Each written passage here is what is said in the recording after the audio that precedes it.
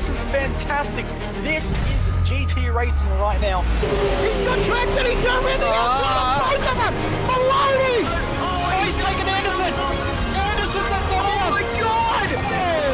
Big crash! Oh my goodness, half the field's gonna get rolled! Six very close. These guys are want to make their way through the field very quickly. Oh, there we go! Oh no! That's massive! This is it! This is over! I can't believe this! Oh my god! God, what?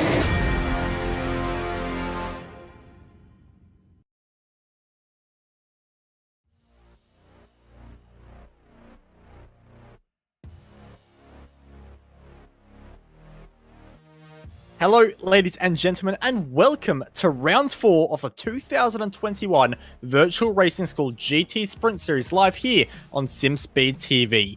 So far this season, we have seen a number of twists and turns unlike anything else we have seen before, where round 1 we were left wondering why everybody had a drive-through penalty. Round 2 when nobody knew how long the race was and was left scrambling for fuel, and round 3 where the drivers scrambled amongst themselves.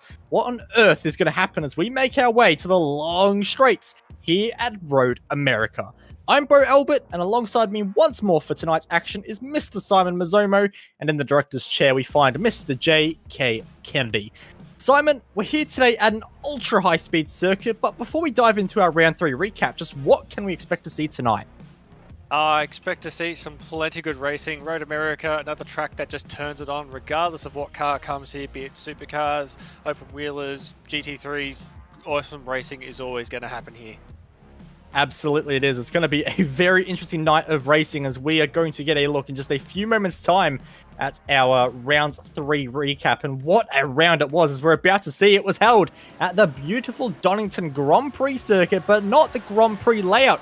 It was the national layout, and it was Daniel Ferguson who kicked off from pole position with Matt Gator starting from 3rd. But for Matt Gator, it all went a little bit wrong, a little bit too quickly in the McLaren, and he found himself spinning down the order. Gordon Much was scheduled to start in 2nd place, ended up finding his way all the way down with a pit lane start. But this truly was a chaotic race as the drivers tried to find their feet in the opening laps and just scrambled amongst themselves. This was Caden Bin in the Movano Racing Lamborghini Huracan going the long way around the outside here for 2nd place, and he managed to do it, but he was trying to hunt down Daniel Ferguson afterwards. But the Audi had plenty of pace, but as you can see, it was a little difficult to drive with plenty of Audis finding themselves in a battle amongst themselves, and sometimes the battles got a little bit too close, and we saw this throughout the entire field as the drivers pushed the very edges of the circuit once again. This was Josh Perwin going the long way around the outside to capitalize into 3rd spot, but then the pit stops happened, and our leader was one of the first to dive into the pits. But it was what happened afterwards where this race really kicked off, and we found ourselves with a fantastic number of scraps. As you can see there, that was the driver of Gordon Much just trying to get some early track position as our race leader did dive out of the pits. But this is where things started to get very interesting indeed. We had Tristan Iglesias under massive attack from Caden Bine, and Caden would look up the inside, wasn't able to do it, but a very close rejoin there with Josh Perwin diving out of the pits, couldn't quite make his way through, and this battle would rage on for quite some laps. And it was only a matter of time, in a lot of people's opinions, where this would go a little bit wrong for some of our drivers. And as you can see, it was getting very close as they all found themselves heading down the crane of curves, and this is where it finally cracked, and we had Caden Bin going into the back of the car in front, and Simon, the race just went nuts from here. Absolutely it did. You saw this big contact that happened here, and this would trigger basically what would run us to the end. So we had Perwin, who was sort of the cork in the bottle. As you can see, there was this move here that went on between Dominic and Perwin, who tried to go for this. This was effectively 2nd, 3rd, 4th, and 5th that was getting battled for at this point. Perwin would hold on, and he'd have to battle hard to try and hold the position because he definitely had hard charges coming from the back. And then we had battles here between Max Del Orca and Gabriel Iglesias as well, who were battling hard to try and come back through the field. A few pit stops had sort of put these guys a bit further back, so they were trying to go and get that spot back. And you can see heading down the hill, they were battling side by side as hard as they possibly could. Max Del Orca, you can see, was trying to defend as hard as he could, just squeezes him onto the grass to hold onto that position.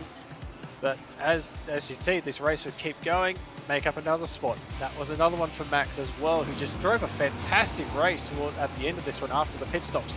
But here's where it all happened. This battle for 2nd, 3rd and 4th. Perwin battling hard to try and hold onto this position. The guys behind were battling as hard as well to try and get onto that second place spot. You can see him coming and using every inch of the track to try to stay out there. As you can see, it was a bit of an Audi fest up front. You can see Del Orca in the background also trying to come back into this battle. You can see heading down the back straight into the final complex.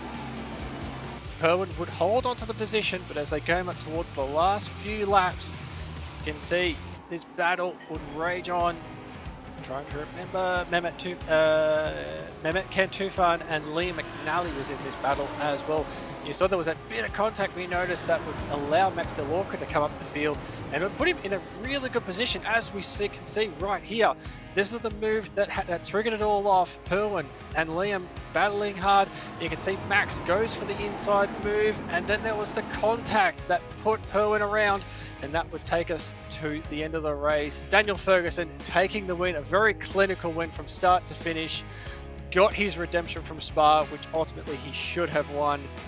But now, as you said, Bo, we come to Road America, located in Elkhart Lake in Wisconsin in the US. So you can sort of see just outside Green Bay as well. Like I said, a track that's got very, very long straights, very, very sharp, very big, heavy braking zones as well. So these cars, a lot of these cars, very good on the brakes. So this is going to be where they're going to have to utilize those as much as they can.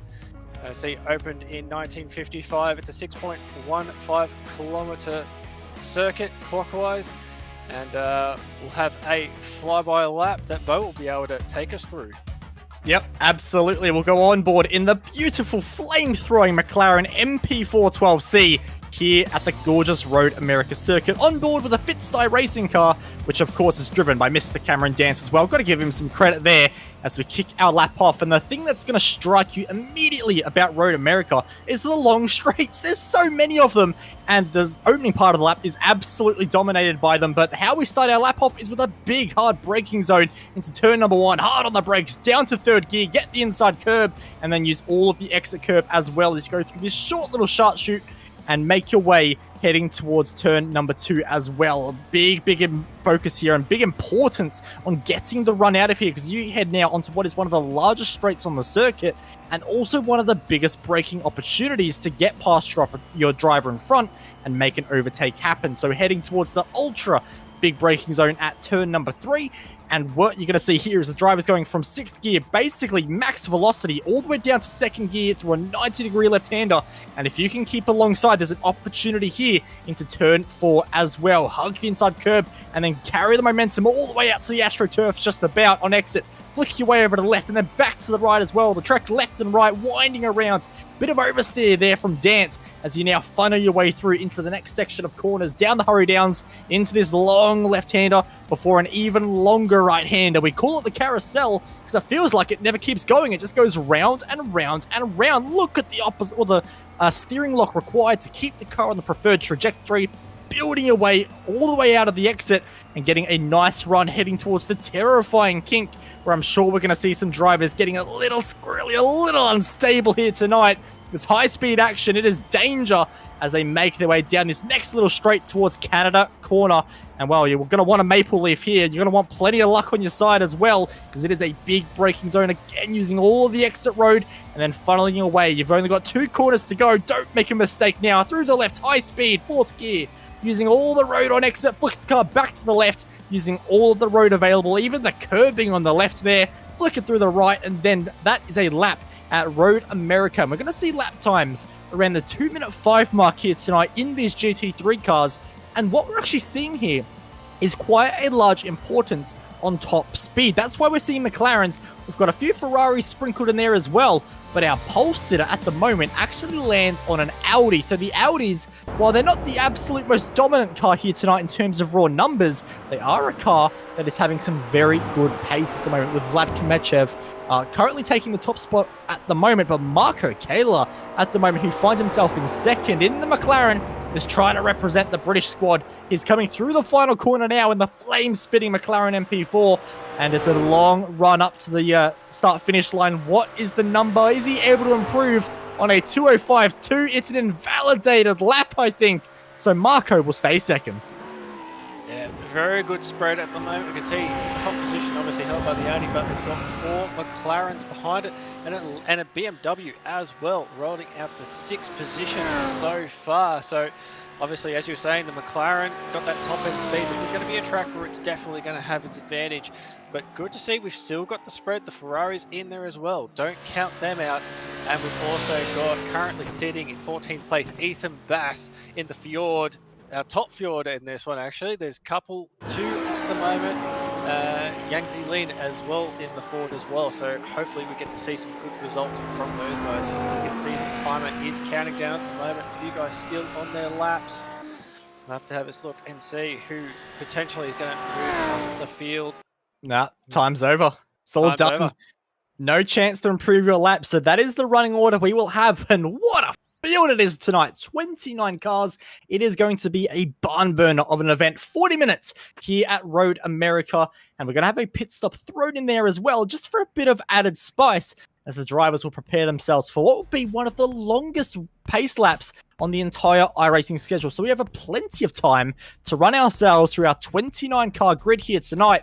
And something I wasn't expecting to see is actually an Audi on pole position tonight. I think we've got just a slight issue with our graphics at the moment, because it is actually Marco Kayla at the moment who will start this race from second on the grid. There we go, updates up on screen. So it is an Audi on pole and a McLaren in second place. The McLarens, like I said, are a big theme here tonight, with Daniel Stekowski in position number 3, Marlon Dukzek in position number 4, and Cyril Rodriguez. So 4 McLarens in the top 5 as well. They are a flurry in abundance here tonight, and that is great to see. A lot of diversity in the field as well. You've got more diversity. How about Tony Reunion in position number 6 as well in the Lamborghini Huracan GT3 Evo. The field is then rounded out in the top 10 by 3 Audis in Ernesto Romero, Gail Valero, Tobias Heising, and then we have a Ferrari sprinkled in as well. 4 manufacturers in the top 10. That is great to see, with Lucas Podstata rounding out the top 10. And we move to 11th, another Ferrari, Bruno F. Canario, with a very solid time, 2:05.9. And then we've got Andy Pers in the Ferrari as well. Philip Mayer in the McLaren. And then we've got the Texent Fitzdi Fjord of Ethan Bass rounding out 14th. Almost cut him off. Alex Poon in another Audi as well. So we can start to see a few more Audis appearing in the field right here. Tuenzo Aniki as well in the Audi in 16th place. Kirill Kolobusov as well in the Audi. The second Ford of Yuzin Lin as well, 206.4. So probably try and improve on that one. Sam Devontier in the Ferrari in 19th, and John Hutchinson in the probably one of the first Mercedes, actually, or one of the very only Mercedes in this field. No, there is 2, but yeah, the first Mercedes down in 20th. Yeah, the Mercedes not too favoured on straight line speed in this current balanced performance. One thing I've actually just noticed there is we have all 7 manufacturers represented, which is absolutely phenomenal. We don't have a BMW for quite some way down the order, but first off, in 21st, we have Rick Cohen, which is great to see in the Audi, with Pateri Niemi in 22nd, another Audi there, ahead of the McLaren of Dominic Drolet in 23rd, Fabio Iotti in 24th, Guy Leach in 25th, and the Huracan, another Mercedes of Nikola Manzik Grubevic in 26th. Tobias Rona is our one and only BMW down in 27th, but we do have a BMW in the field ahead of Marcus Alarcon in 28th and Robert Cook as well. So this is a very rare situation where we actually find ourselves with every single manufacturer represented, which is something I haven't seen for quite some time. But already the race has begun, and I know a lot of you are probably screaming at me right now saying, Bo, there's no green flag. The fact is, this pace lap is oh so long that already the games have begun. Fuel saving is going to be so critical here with this long pace lap. If you take it casual and you're just, accelerating, braking, you're going to be burning a lot of fuel. You could find yourself about 2 to 3 liters worse off than someone like Tobias Rona there, who is fuel saving. Vlad there, look at the revs. Can't see any because there's no revs. They are using so little RPM at the moment, as little throttle as they can, to make sure that when the race begins, they have as close to their max amount as possible. Because, of course, there is a pit stop in this particular race. They are going to have to refuel. And so many times, Simon, we have seen races determined by how much fuel you put in the stops. Absolutely, and Donington was probably a prime example of that. When we just sort of spoke on end about where track position is key for you, and this is another key example. Like, even though the track is so long, and obviously plenty of opportunities for passes with big braking zones, you know, you can still make yourself a fair bit of time just purely in being able to save that bit of extra fuel and reduce that pit stop time. You know, if you're sort of, for whatever reason, struggling to just pass someone with the straight line speeds as high as they are, you know, if you somehow find yourself you just can't quite get in front of the guy in front of you, this is that perfect opportunity to put yourself in a good position to maximize that pit stop, to try and get that leapfrog over the person in front of you. And we can sort of see it here, like even from the pole sitter at the moment, just really slowing the field up massively, letting that pace car sort of run away from them, which is, yeah, same thing, a bit odd for what we're used to seeing, usually sort of right up behind the safety car trying to get the jump as best they can. But yeah, we're coming towards the end. It's when we're just about to come into Canada corner as well. The field's starting to compress itself back up again, but yeah, very little sound coming from this field at the moment. Everyone is doing the best they can to try and save as much fuel before we go to the green flag.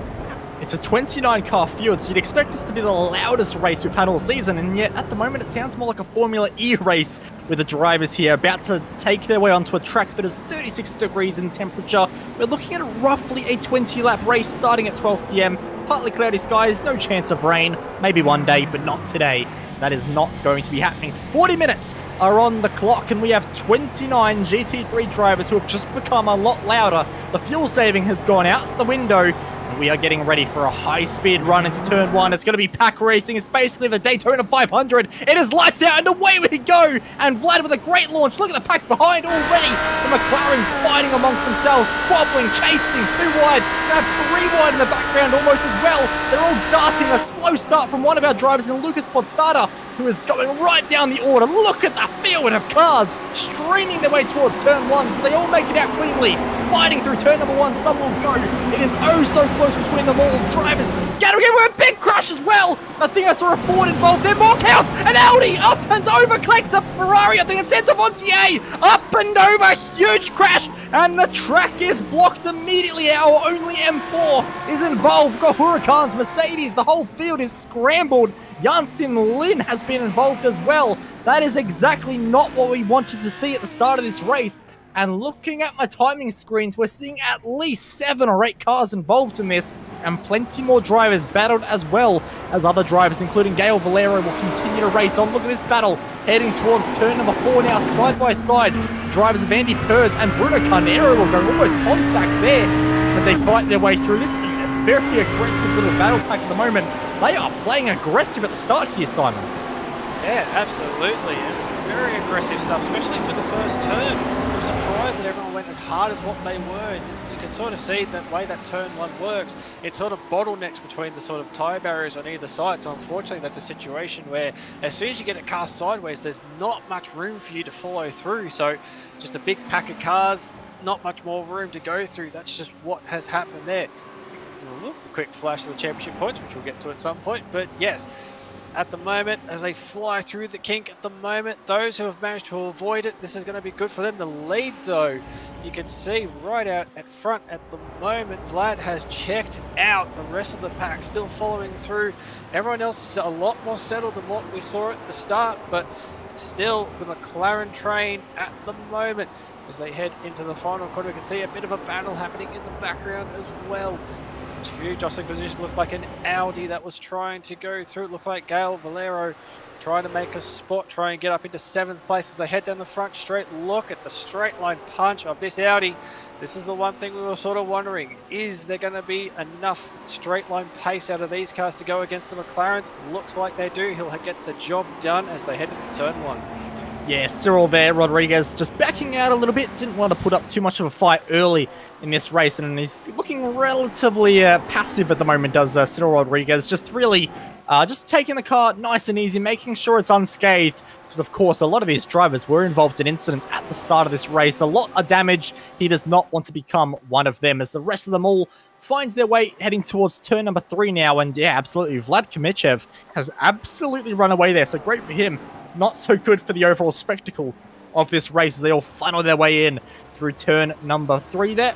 And everyone's just sort of single file, just really being quite passive, I should say. Rick Cohen found himself in a great battle with Ethan Bass, who is now looking up the inside. The Ford and the Audi getting very close against one another, but the Ford will hold on at this point in time. So great effort there from the Fitstyle driver to hold off the Audi for at least a couple more corners as we get our first look at the absolutely gorgeous flamethrower that is Cyril Rodriguez in the McLaren MP412C. And I try to be unbiased when it comes to GT3s, but there's something about a flame-throwing Mercedes that is just a little bit too cool. We go back to Latima Racing with Bruno Carnero, who finds himself in a battle, but not as much of a battle as Marcos Alarcon, who finds himself spun around on the circuit there. Not ideal at all, as Bruno almost throws it off at the kink. A massive moment, and that now allows Cyril Koloboksov to actually get a move done as well. But that was a big moment for Bruno not to actually end up in the tire wall or the concrete around this circuit. So he got away with that one,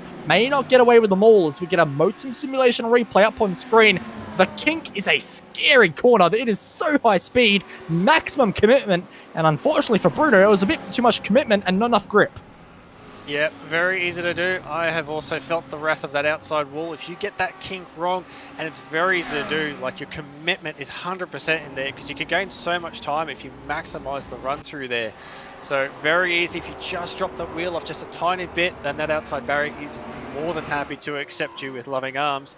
So very good job to keep it off the barrier at the moment. You can see this little battle at the moment, the battle between the McLarens at the moment. Second, third and fourth at the moment. Just line astern at the moment. I don't think Marco's really going to be wanting to get too aggressive. As you sort of say, this is an opportunity with the long straights to save a bit more fuel. Like I said, we talk about this a lot, but it's definitely a strategy that does work in this style of racing. So maybe worth just staying behind Daniel at the moment, save a bit of fuel. And another position is a Ferrari versus an Audi. It looks like Andy Pers. Yep, Andy Pers looks like he's going to go side by side again. Geez, battle is not going to finish up here. We've got in the background as well. It looked like Bruno is having a look. Bruno does have a look. There's a bit of contact, and that puts Andy Pers off the track.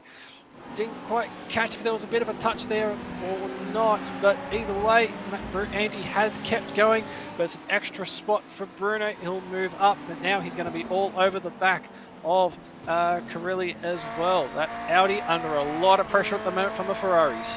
Yeah, absolutely. And the Hellenic racing car of Andy Pers got absolutely bullied out of the way. There was a little bit of contact between himself and Bruno Carnero for Latima Racing. Of course, Latima, a Portuguese-based team, and they've been making a lot of success in recent months and seasons as well. And they found found their way into some very high-level events as well. So great to see Latima having a great effort here as well in the VRS GT Sprint Series. Back up to our McLaren train at the moment, running in second, third, and fourth, but not that all-important first place. Although it is a McLaren that currently holds the fastest lap of the race, but only just over your race leader.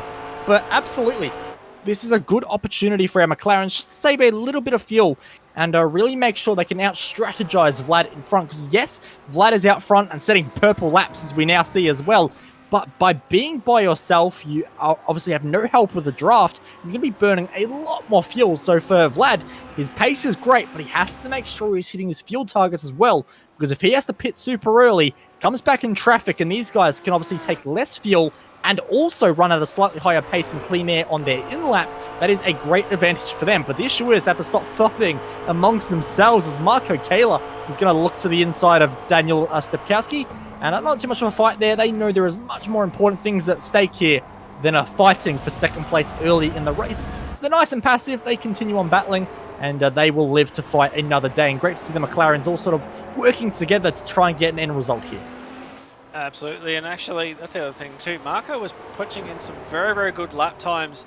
A couple laps before, he was just as quick in the background as Vlad, but yeah, it's sort of, Vlad could also go the opposite way in this sort of thing too. If he's got the pace and he can run away from the field, could also try doing that. Even though he'll take more fuel on board, he'll have the gap that he can play with. And if he can try and come out in some clean air, then obviously that's going to play advantage to him as well. So I said there's not just the fuel strategy that you can play with. If you've got the raw pace and you can punch the gap out, that can also be a strategy that you can use as well. But yeah, with these McLarens, they've got to sort of not fight each other, just try and work together.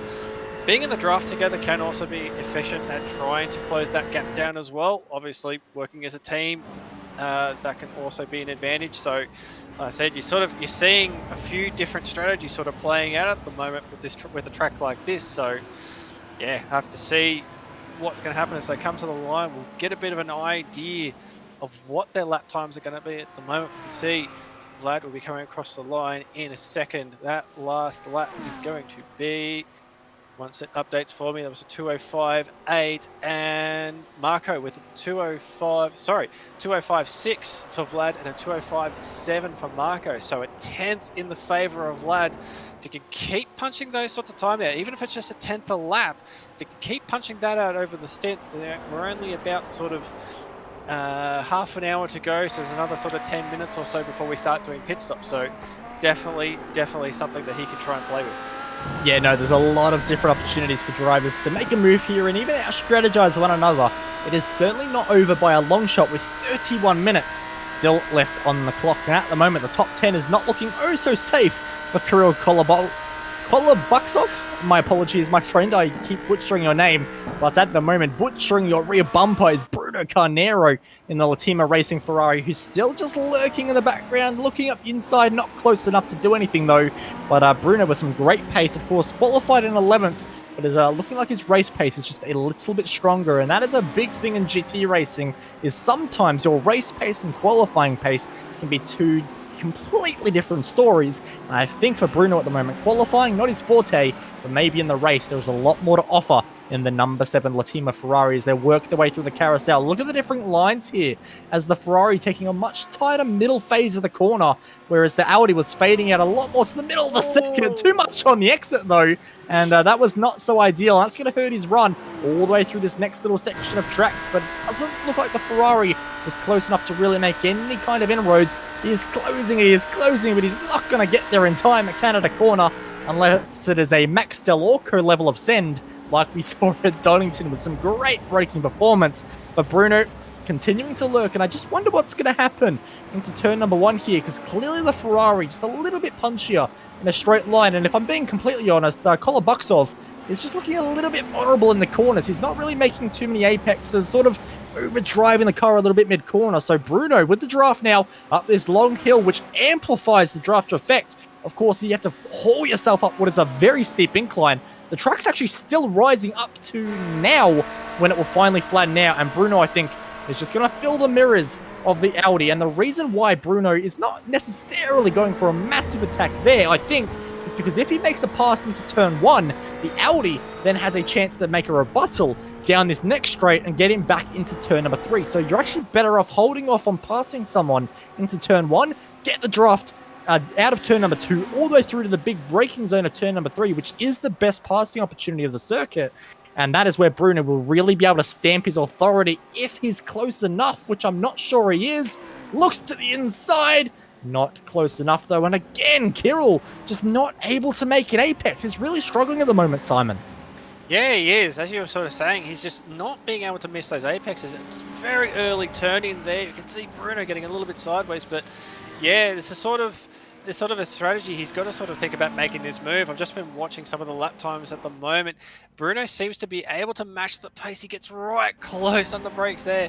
He seems to be able to match the pace of the cars in front. So this is going to be a situation where I honestly think he's going to just have to get this move done and try and get in front of sorry, I'm also going to make a mess of that too. Kolobuksov as well. Because, yeah, it's just he's going to be costing himself time at the moment. You can see another car in front, but I believe that's a lap car. Yep, that is Yep. Lucas Pistata as well. He's going to do a very good job there and get out of the way. So, but yeah, Bruno definitely needs to get this job done, because you can see the battle up front of Tobias, Ernesto, and Tony that are battling at the moment. And as I said, these lap times are probably going to be just as good as what they are. So, the much better lap actually so far from Kirill at the moment. So much better line off that final corner. He's actually going to get quite a good run onto the front straight there as well. So, but yeah, I think he's just going to have to get this move done sooner rather than later. I think if he can take the opportunity to turn one, he's just going to take it. Absolutely does. We'll see if anything happens. If you look at Ernesto Romero, who is sitting very close behind the back of Tony Rhiannon at the moment there. They're getting very, very close to one another. Almost gets a better exit there. Looking up the inside, it's turn 2. Not able to do anything with it, though, as the Hellenic racing car of Andy Purrs dives into the pits and will try and make that car purr once again. Of course, a little bit of damage to the front there. Not always going to be super helpful, as Ernesto now gets a great run. But I don't know if he's going to go for a pass here. He might prove me wrong, but I've got a feeling that he's just very confident and comfortable and just fuel saving a little bit, just lifting off in the braking zones and just running his own race. But again, a big missed apex from Tony there. Almost opens the door. Will that door be left open into turn number 4? It will. And the Audi there gets past its essentially cousin. Of course, the Lambo and the Audi very, very close to one another. And Tobias Hissing there, very respectful, and just allows the sliding Lambo to slot back in as well. So they're all being very passive at the moment and are not really fighting one another too hard, as there's almost contact there to prove me wrong. But last lap around, your race leader was 0.6 of a second faster than second place at the moment. So great pace from Vlad Komechev, who was just continuing to bolt away. And a quick shout out to Vlad as well, with his YouTube channel at Vlad Koenig there. I can see the little name on the back of his car there. So Vlad Koenig, great YouTube channel, I am sure. And at the moment, he's getting some very nice content with a breakaway race win at the front of round number 4 of the Virtual Racing School GT Sprint Series. And it's been a big season so far, and the championship order has been continuing to shake up the entire way through. And at the moment in the championship, the fight is really still on, even after 3 rounds and heading into the 4th, with Moritz Lohner currently leading the way. And of course, Moritz, a driver who races for, well, used to race for Williams Esports, now finds himself as a free agent as well. So Moritz, of course, a very competitive driver for teams that are out there who are interested in a very quick driver, currently leads the way by some 51 points over David Toth and Luca Kitta as well. So your top 3, very, well, it's a bit of a breakaway from Moritz, but otherwise, look at the field from second place onwards. Just 2 points are separating, 1 point separating second and third, and then 3 points back to 4th as well. So the drivers all oh so close, as this race continues to rage on in the background, as everyone's just trying to sort out their fuel consumption and work out what they want to do with pit stops. As finally, the Fitstyle Racing Fjord decides to dive into the pits and get some new tyres as well.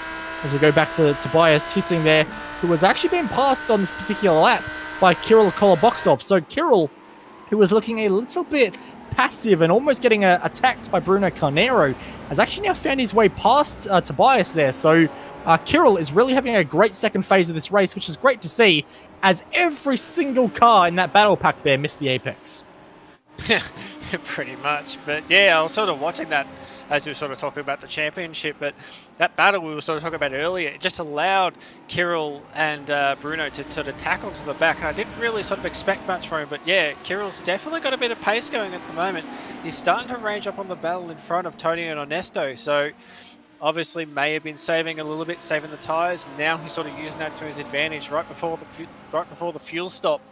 If he's got some pace left in the car, absolutely go for it. You can see him run through the kink. He is running it right out to the grass, using every inch of track, every single one of them running right out to that grass. Absolute commitment into that one as they head to Canada Corner now. You can see Kirill, he is just slowly pulling up to these guys right now, and he's also dragging Tobias with him. Bruno also just sitting in the background, just getting a slight little tow. That Ferrari would not be complaining at all at the moment, but there we can see it. Kirill is on the back of this pack at the moment, but the question is going to be, is he going to do anything with it? Will he try and attack? Although we can see Tobias is also gaining on him as well. can see the head down the front straight, but I don't think he's going to be making a move. He's definitely not close enough to have a look. So, no, decided to stay right in behind for another lap. You can see another mixed Apex there. Seems to be, have to get the Apex Hunters Instagram onto this one, I think. But as they head through turn 2, this little back just simmering away at the moment. I think once the pit stops come through, we'll have to see. I think this battle pack might become a lot more entertaining. Yeah, exactly. And what a great battle this is as well. Just in the respective balanced performance with an Audi leading a Lamborghini ahead of 2 more Audis, but then a Ferrari as well. Great to see that we have good diversity in this series and plenty of drivers willing to try something a little bit different as the Audi still continues to lead in the Audi colours, but the Lambo behind still looking very threatening for the SimCity Esports racing team. And then Kirill Koloboksov behind, still keeping in touch, trying to make sure that any chance of a pass opens up, he is able to go through that door as our lone BMW dives into the pits and then dives back out as well. So a bit of damage to the front of the car there, of course, after the opening lap calamity. And if you are wondering why we have 5 cars laps down and many more plenty damage at the start of the race, we did unfortunately have a rather large pile-up that involved several cars and plenty front runners as well, with a few drivers from just outside the top 10 getting involved in that. So unfortunate to see, and has changed the face of this race just a little bit, but still plenty of battles fighting on, including Marco Keller and Daniel Sepkowski and Marlon Dusek, who are 2nd, 3rd, and 4th at the moment, still continuing to run around and just play little strategy games with each other. Who's saving the most amount of fuel? Who's not saving fuel? At the moment, I would say that Keller is not saving fuel, and Sepkowski in 3rd place, with that draft to the McLaren in front, is going to be in a much better position as they all find their way through. Up to 6th place, Cyril Rodriguez, who finds himself behind Gael Valero in the beautiful Falcon tyre liveried car, even if this car doesn't use Falcon tyres. And we'll see how the Audi fares heading out of turn number 2 towards turn number 3 as we see lapped cars in the background, so you're not missing any side-by-side action. So don't worry about that as Tony Rinanen ends up diving into the pits and will take service as well. But back up to Cyril Rodriguez. I want to see what happens here between a McLaren and an Audi. This is a very unique matchup we haven't seen so far this season. And the McLaren now, we're on board with Cyril as he makes his way down this long back straight. The Marine sweep it is called. And is he able to sweep his way into into 5th place? I'm not so sure. It's a little bit far back. And he's doing a very large fuel save. That is what he is doing. So Cyril, he doesn't want to pass on track. He's more interested in passing on the pits. Yeah, looks like that's going to be the flavour for this one. But just having a bit of a look through the standings, you did mention that sort of accident that we had at the start of the race. So obviously, you can see there's a bit of a battle going on here now. And he's off the track. He's just squeezed the wall. I don't think that's going to be enough damage to affect it, but that was a fantastic run he was having. And that's unfortunately brought that one to an end. And we can see that Battle Bruno now all over the back of Tobias. We'll go to a modem simulation replay. We'll have a quick look at what happened. Oh, he's tried to go around the outside. Didn't quite work. Now he's side by side with Tobias as they come up underneath the bridge. And look like there's a tiny little bit of contact that's forced him wide. And that's pushed him off the track. Kept it off the wall. Fantastic job there. That is so easy for that to go wrong. Go on board. Oh, there's a little bit of wheel-to-wheel contact. Only slight. You can see door to door as I came up over the hill. And there was that second contact. And, yep, that would do it every time. Just a bit of side to side, not much in it. But unfortunately, it just skips the car out a bit and just can't quite pull it up for that corner. So I was about to say, it was one of the ones I was going to mention as well that obviously took advantage of that incident that happened early on. As we sort of get before pit stop, Robert Cook is also the biggest mover in the field at the moment, up 13 spots, but there's a lot of other drivers who have come up 11. Kirill was actually up about 10 spots prior to that happening. And then we've also got Pateri as well, up 11. Fabio Iotti up 11 as well. As we can see, the pit stops are starting to happen. Fabio, as I mentioned him, into the pit lane. So pit stops are starting to happen at the moment. Vlad, though, still out in front and still doing a fantastic job. His pace is still faster than the McLaren's at the moment. He's still slowly eking that gap out a little by little. So it looks like this is just going to be the battle for 2nd and 3rd as we come to the end of this race. Yeah, it might be at the moment, and hopefully this battle does spice up a little bit. For those wondering, though, we are seeing quite a large fluctuation in the amount of time drivers are spending in the pits. We've got a couple of drivers weighing in at 9.5 seconds in the pit lane. That is how much fuel they're taking. We've got others who have gone to about the 12-second mark and maybe even beyond as well, as we get more pit stops filing in through the end of this race. So already, just in the few cars that have pitted so far, we're seeing over a 3-second span in lap time difference, so plenty can change. And if our race leader Vlad hasn't been saving a lot of fuel and Marco has, well, the gap's only 4 seconds. It could come down to an entire second in the dying stages of the race. I don't know if that's exactly what's going to happen, but that is a possibility. So sit in your chairs, stay tuned, because this may be a very good end to the race indeed, as we still continue to look at our battle now of Ernesto Romero, who's holding on ahead of Tobias Hissing at the moment. And that was a bit of a weird moment there for Ernesto. Almost sounded like he missed the shift there, which can't be true because he should be in 6th gear in that point in time, but still funneling their way through. And these three cars, a bit of a breakaway now. Of course, it was a much bigger battle pack a few laps ago, but that contact at turn number 4 just made things a little bit less dramatic in this field. We've lost the Simza Esports car as well, as they dove into the pits. And what they're going to do by actually pitting early, as we see Hissing get a great run on Romero there, and he's going to easily get past into turn 1. So great move there from Tobias Hissing. As long as he's got the wing angle, as long as he's got enough straight line speed, which he does, as Ernesto Romero just lifts out of the throttle and makes life nice and easy there. And in fact, we actually lost our driver behind, who dives now into the pit lane. So a couple of drivers there willing to make a pit stop early as well. But the Simza Esports Lamborghini that we saw of Tony Rinanen, he pitted a lot earlier, and he didn't get involved at all in any of the contact that was happening earlier. So I think for Tony, by pitting quite early compared to the opponents he was fighting, he's going to get a big haul of track position ahead of the likes of Tobias and Ernesto, simply because they've been fighting so much. Yeah, you can see Bruno rolling at the moment, but it doesn't look like he's going to get to the end of the lane quick enough. You can see they're going to go side by side. There goes the Lamborghini.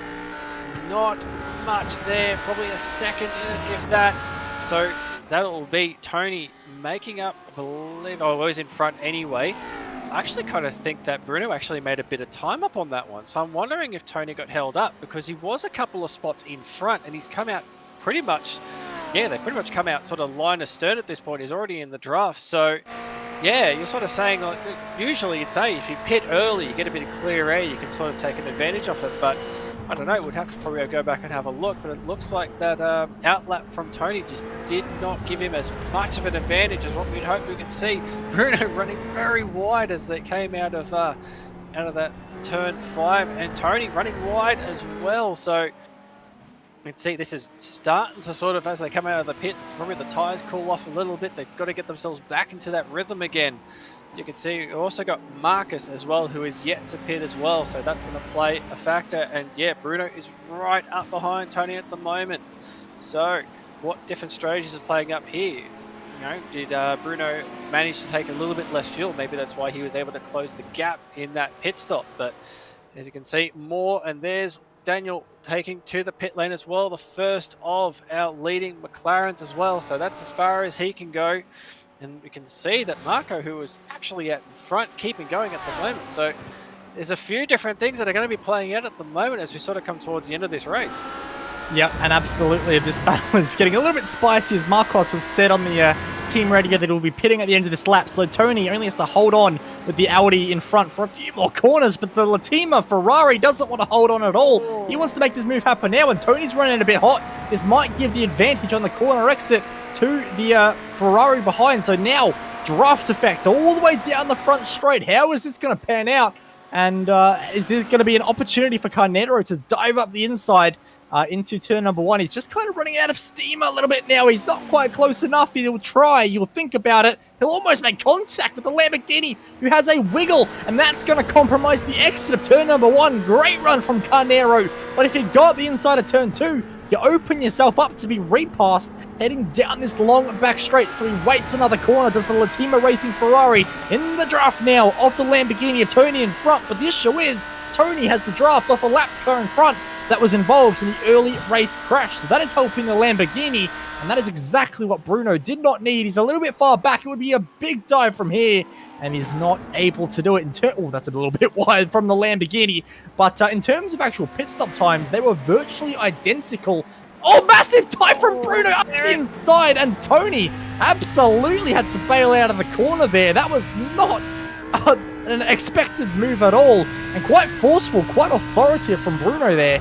And that definitely caught Tony unaware as he basically turned out of the corner to avoid a massive crash, and thankfully he did, so that we didn't get that big crash, because that could have gone horribly wrong very quickly as our leading two McLarens now dive into the pits, and the lead Audi still does not. So we'll see how this all pans out for Marco and Dusek as they make their way into the pits, and where they come out in relation to Daniel Stepkowski, who was, of course, the McLaren that was in this battle pack just before, and is going to try and get a one-lap undercut on the drivers in front. He had a 12.1 second pit stop. So pretty much bang on with the rest of the drivers we've seen so far in this race, a lot around to the 12-second mark. He's now exiting the final corner, and still Marco and Dusek are still on their jacks waiting for service. Haven't been released yet, still being held.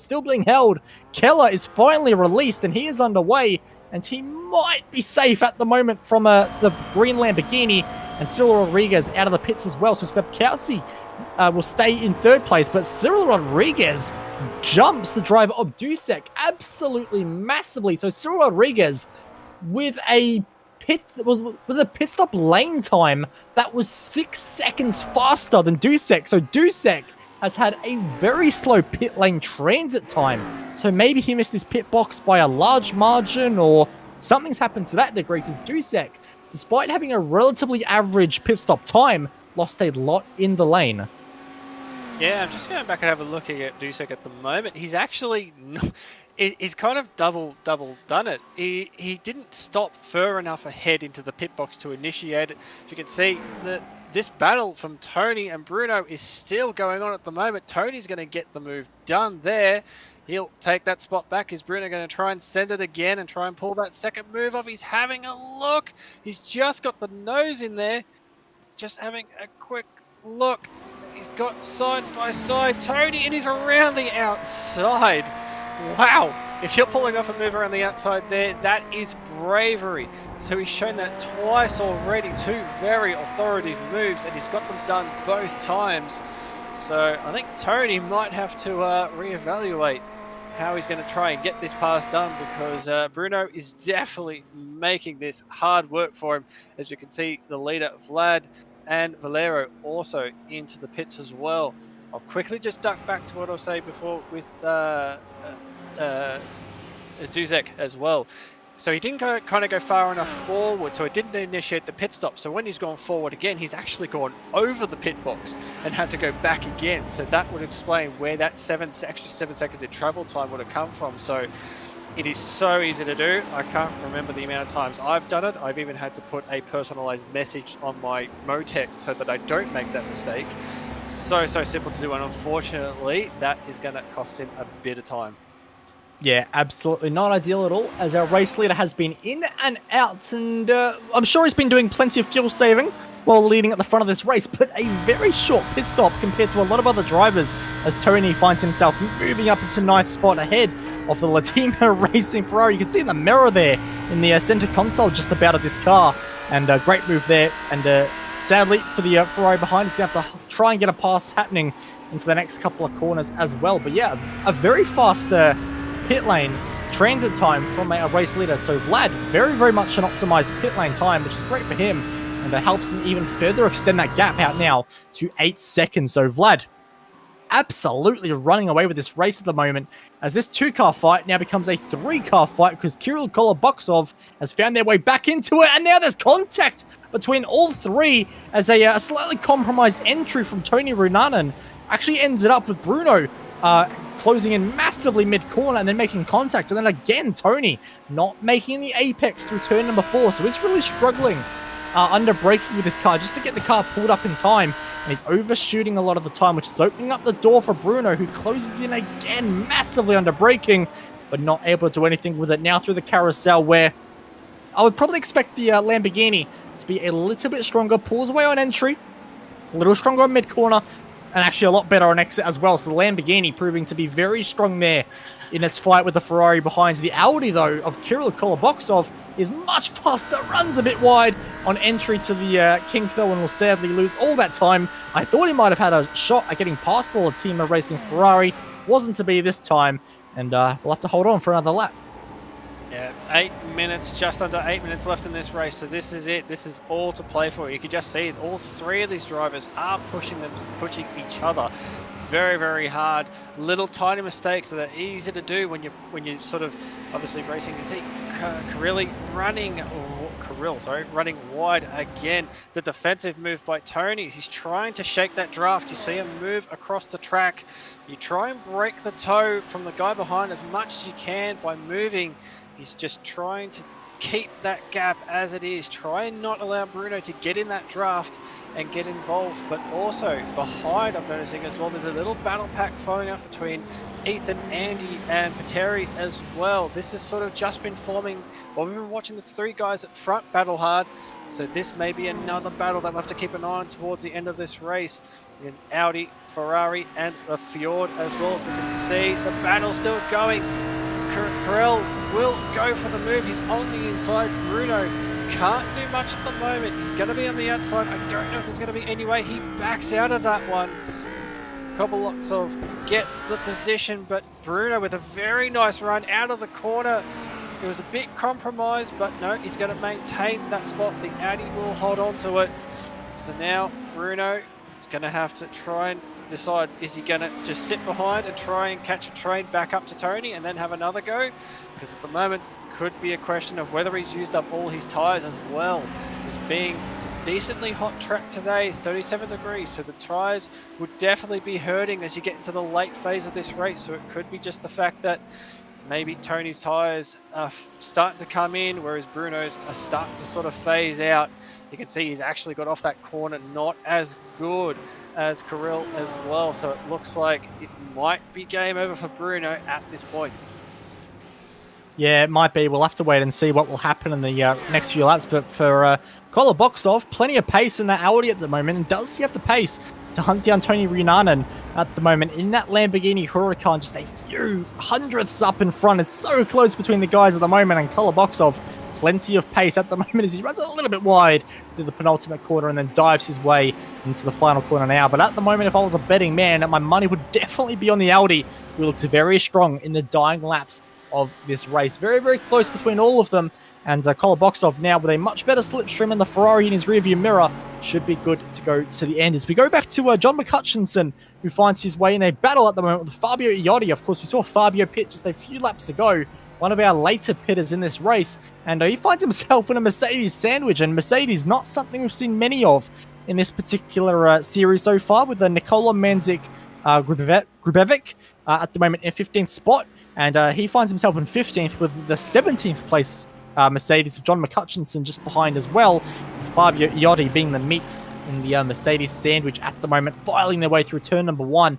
And the Audi should technically have the legs at the moment on the Mercedes, which is not in the best balanced performance at the moment. So you'd expect to see the Audi get a great run here on Nikola Grubevic right in front, and it's going to close and close and close. A big defense.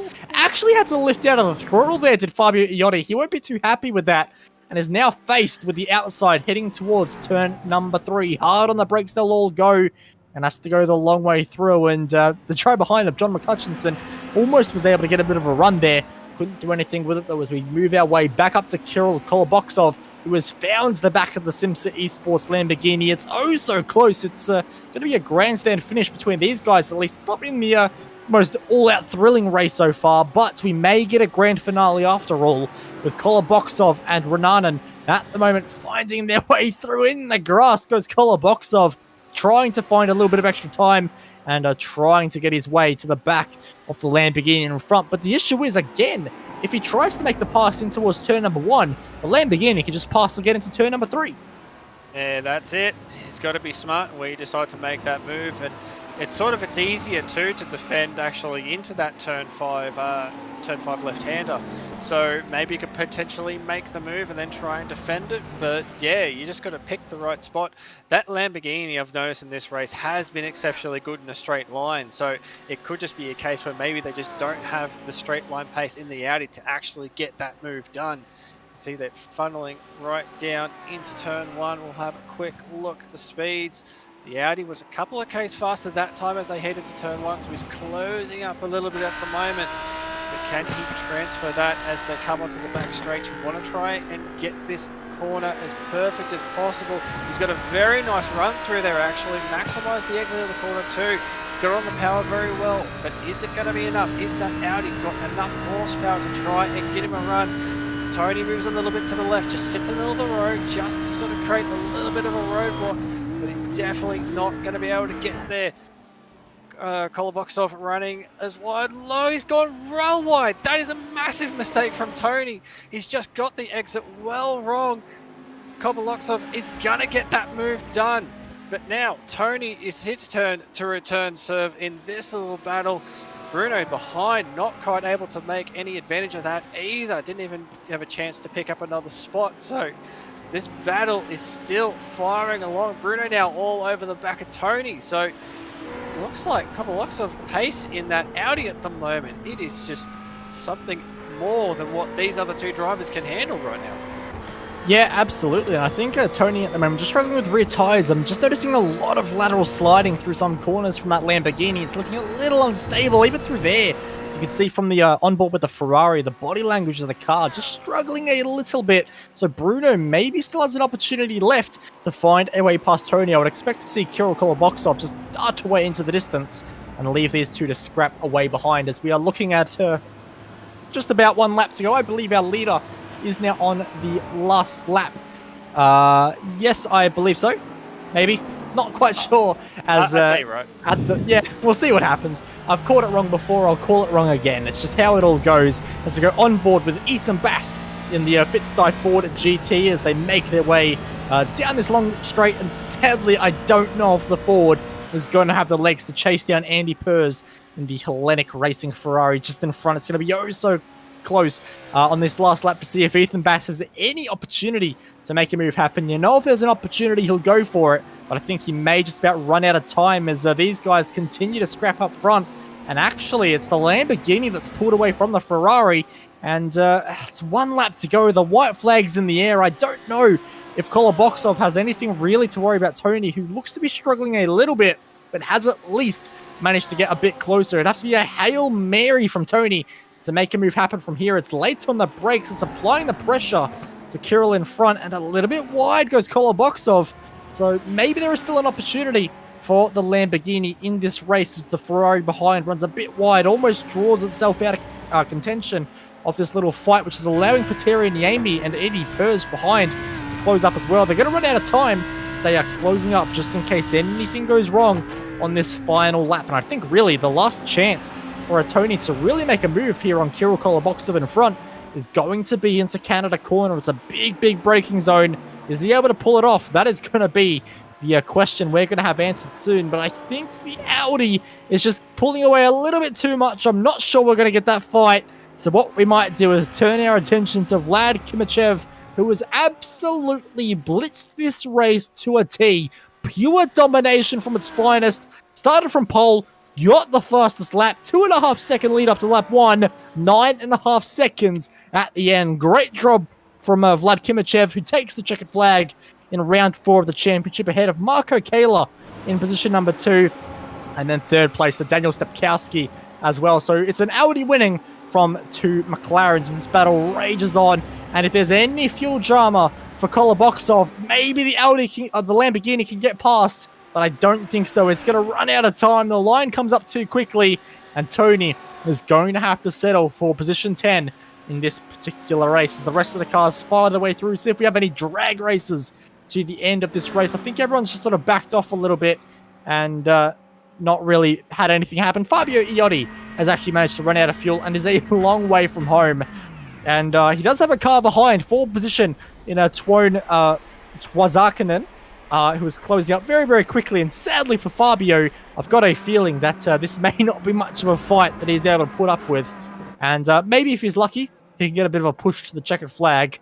But Fabio Iotti may struggle to even make it up the hill at this particular point in time, as Twone will then dive up the inside and make one of the easiest passes of his life. We'll see if Lucas Podstata, who was involved in crash at the start of the race, is he nice enough to give a little bit of a push to the car in front? Probably not, because Tobias Rona behind is for position, as well as Tobias nice enough. Well, it doesn't matter. He is off the road, and Fabio Iotti will call it a day as Tobias in the lone BMW rounds the final corner and will round out the race in what will be 21st place for him, and Guy Leach in a very wounded Lamborghini home in 22nd place. Sargento Cheese is the sponsor of the banner, and it is Virtual Racing School, the sponsor of round number 4 of the VRS GT Sprint Series.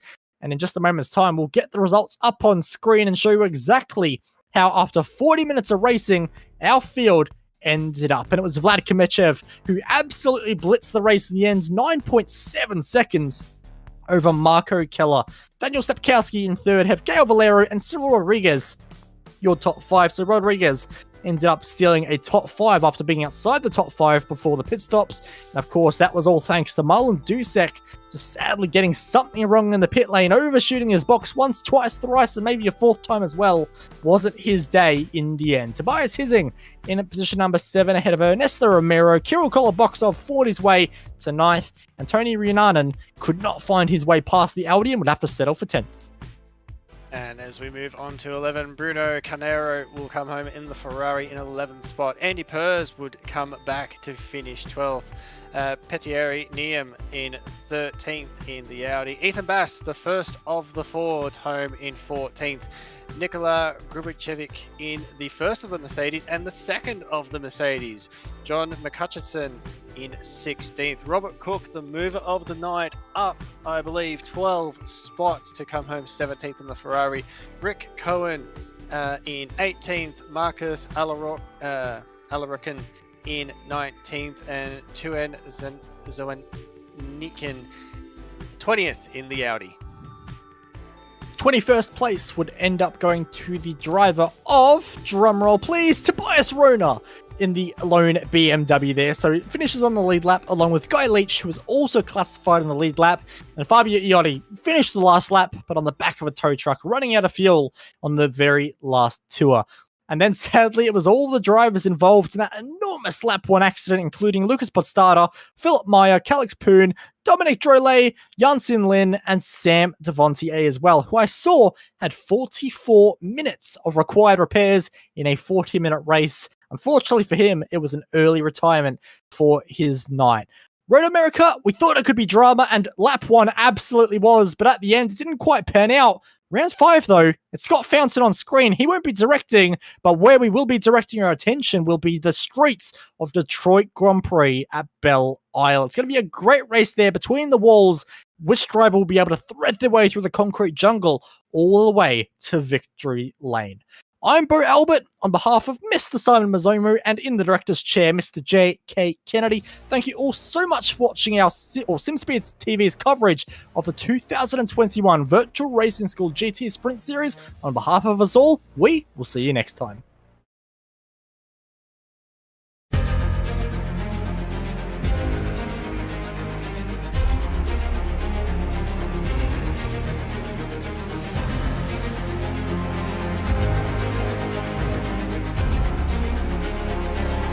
This is fantastic.